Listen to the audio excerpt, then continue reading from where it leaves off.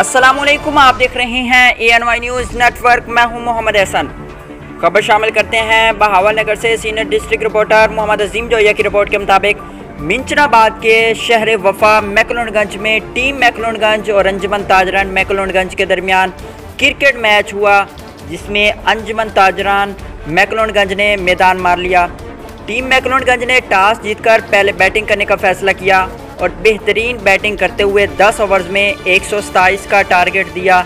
इब्तिदा में tough bowling से match अंजुमन ताजरान मैकलोडगंज के हाथों से जाता हुआ नज़र आ रहा था, लेकिन बाद में उनकी उम्दा बैटिंग लाइन की वजह से हारा हुआ मैच उनकी जीत में तब्दील हो गया।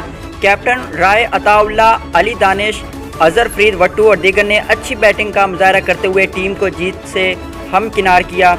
मैच को देखने के लिए शहरियों की बड़ी तादाद ग्राउंड में मौजूद थी और मैच को खूब इंजॉय किया।